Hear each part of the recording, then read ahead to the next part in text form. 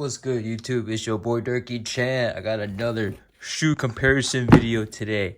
I got the classic Nike Panda Dunkaroos versus the New Balance 550. Man, this shoe really took off in the last 2 years. Put New Balance on the map along with the 990 series. Man, classic silhouettes. I'm going to help you decide which one you should get. Basically, I've had these shoes for the past year and a half, and I do have one that I favorite more than the other, but I'll be unbiased here and give you the true details of these two shoes.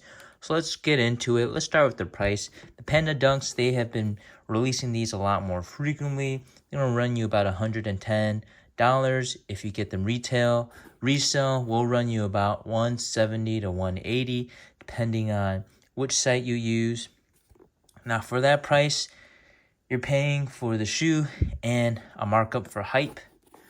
Whereas the New Balance 550 in the white and gray colorway, this one's going to cost you $110, and it's easily available on the New Balance website. This shoe has lost a lot of its hype, but it still is a quality shoe. You could finally get it now, and it still looks pretty darn good with a lot of different outfits. So don't let that loss of hype influence you to think that this shoe isn't good anymore. It's still a great shoe. Great switch up from a Air Force. So, which one should you get? Let's talk about comfort. Right out of the gate, I think the New Balance 550 is a lot more comfortable than the Nike Panda Dunk. The reason being is that there's just a lot more padding in this heel area.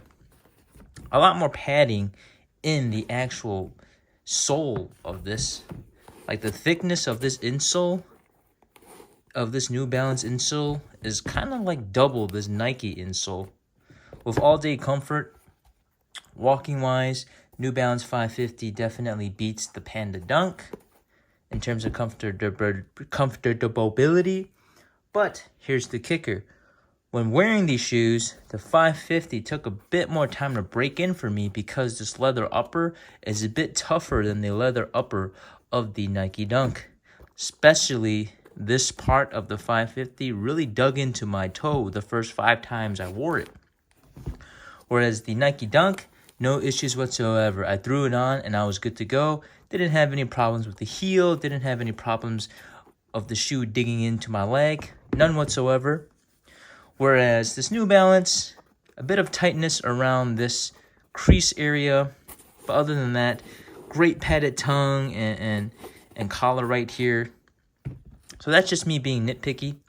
Now let's move on to the leather quality of these two. If you take a look at the leather quality, New Balance has the logo, has all these different panels going on. A lot more detail and texture, whereas the Panda Dunk is a lot more cleaner and more aesthetically pleasing up close. But the New Balance 550 is definitely heavier than the Dunk and a lot stiffer to break in. And if you look at this heel area, there's a bit of a cutoff here, whereas the Panda doesn't really have that much of a cutoff. So it runs a bit more narrow in the middle of the shoe, whereas the Panda Dunk has a more of a uniform width to it. Oh, baby, shoe down, baby, shoe down. Now, in terms of durability, I find that the 550 definitely takes scrapes and bruises a lot better than the Panda Dunk. As you can see, my Dunk is already suffering from these weird indentations on this crease area. As you can see. Oh boy, we almost fell down. Whereas the 550 is taking the beating a bit better, albeit there are some harsh creases in there after a couple wears. Now, which one should you get? It really just comes down to your style. For me, I don't mind getting both. I think these are two fantastic shoes that you could wear for the next 4 to 5 years. They will hold up. They will look good. If you're in the market for a shoe and you want a bit more hype with your shoe, definitely go with the Panda Dunk. This shoe, 2020 and beyond, has become the shoe of the past 3 to 5 years. Everywhere you go, you'll see someone rocking it. It is a new hype. and well-deserved. Great clean colorway. Whereas the 550, it's kind of, you know, the new guy on the block. Look at all these details going on. It's a very sporty looking shoe, yet you could dress it up, dress it down. Very great shoe. And I think you get a bit more quality for the price you pay for this shoe, given the materials and the construction. New Balance is made in America, so you definitely have a lot better craftsmanship, whereas the Panda Dunks, you might have some QC issues with these. So for me, if you want all-day comfort, go with the New Balance. If you want a bit more hype, go with the Panda Dunk. Now, all-day wear, I would rock both of these regardless. Walking in them all day, I didn't have any issues with my toes. But the New Balance is a lot more squishier and gives you a bit better padding. And I have to say, the traction on this isn't that bad as well.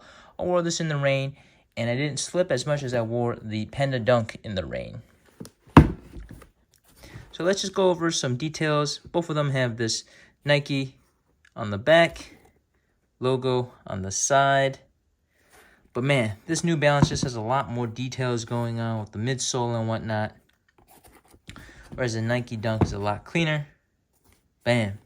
Now in terms of price, you can't beat the $110 price tag for the New Balance 550. Whereas the Panda Dunk, you're going to have to pay an extra $60, $70, $80 just to get the extra hype with a bit less technology. So if you're just clearly deciding between these two shoes based off performance and comfort, go with the 550. If you're purely deciding on hype, go with the Panda Dunk. Now, if you want both, get both. They're great in your closet, not redundant at all. You can wear the Panda Dunk with any outfits that you could wear the 550 with. So I'm going to throw these bad boys on feet and let you decide which one you like the look of the most. But for me, man, I'm going to rock both for these, man. Alright guys, this is how the 550 looks on foot. Definitely a bit red loafy looking. As you can see, this heel area or this ankle area is kind of bigger than the rest of the shoe. You see how it sticks out a bit towards the end. And you have this nice padded long tongue. But yeah, it looks like a nice clean shoe to have. Definitely like all the different textures that are going on here. In terms of comfort, all day squishy comfort with this shoe. Absolutely love it. So comfy, don't get a lot of foot fatigue. And the only part is right here. This crease really digs into your foot. Takes a couple wearings to break in. But that is it. Check out that New Balance. Nice alternative to an Air Force, to a Dunk. Mad sexy. Alrighty, here's the Dunkaroos on foot. Definitely, I think on foot this looks a lot better than the New Balance 550. A lot less chunky, more streamlined, more clean looking. But walking in these is kind of a pain. Don't get a lot of padding, so I highly recommend you get Dr. Scholl's insoles to replace the existing insoles on these if you want more all-day comfort. But other than that, out of the box, these are great. Nice and wide for my feet. Perfect. True to size. Just like the bad boy. True to size. But yeah, comfort-wise, no break-in time. It's great. There's New Balance. You got to break it in a bit more. Bam. Bam. But yeah, it looks a lot cleaner than New Balance.